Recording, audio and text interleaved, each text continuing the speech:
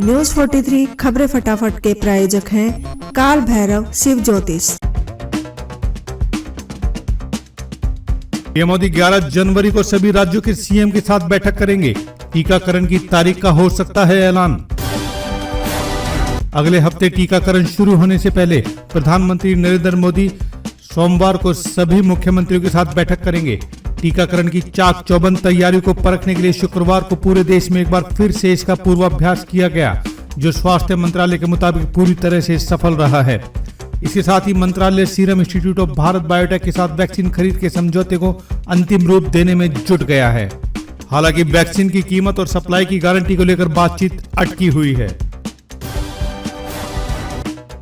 SBI ने साल में मकान खरीदारों को दिया शानदार तोहफा। ब्याज दरों में भी की भारी कटौती। प्रोसेसिंग फीस पर भी 100% छूट का ऐलान। पब्लिक सेक्टर के देश के सबसे बड़े बैंक भारतीय स्टेट बैंक ने नए साल में नया घर लेने की सोच रहे लोगों को जबरदस्त तोहफा दिया है। बैंक ने होम लोन पर ब्याज दरों में 0.30% की जबरदस्त कटौती की घोषणा की है।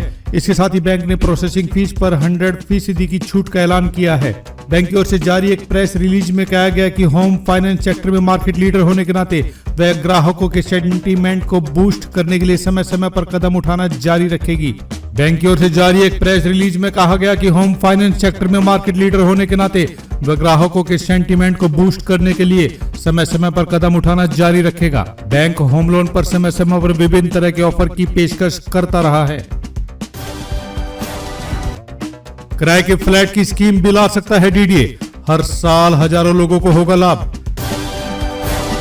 साल की शुरुआत में 1300 से अधिक फ्लैटों की स्कीम निकालने वाला दिल्ली विकास प्राधिकरण अगले कुछ महीनों के दौरान सस्ती दरों पर किराए के फ्लैट की स्कीम भी ला सकता है। फिलहाल ये योजना शुरुआती चरण में है। बताया जा रहा है कि किराए के फ्लैट किफायती किराया आवास के तहत लाई जाएंगे।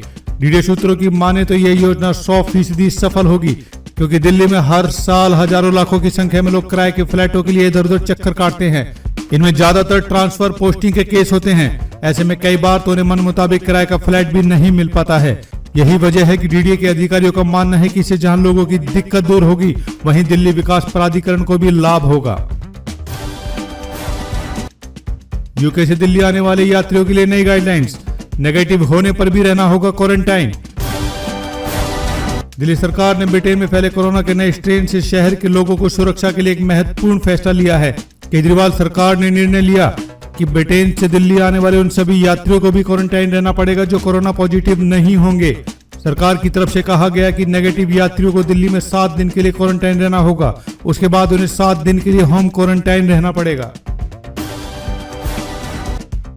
दिल्ली में देश के अन्य क्षेत्रों से आने वाले पक्षियों पर रखी जा रही है नजर।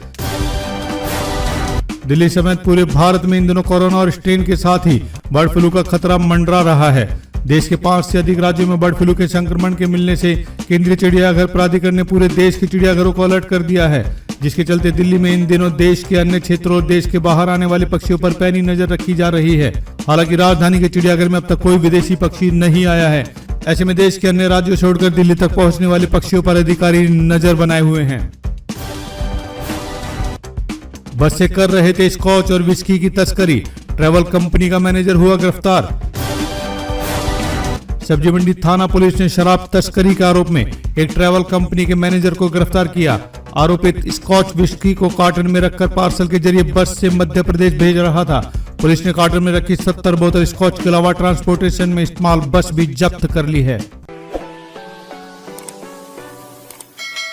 अगर आप एक बिजनेसमैन हैं, समाज सेवी हैं या किसी राजनीतिक पार्टी के नेता हैं, तो न्यूज 43 के साथ मिलकर आप अपनी लोकप्रियता बढ़ा सकते हैं।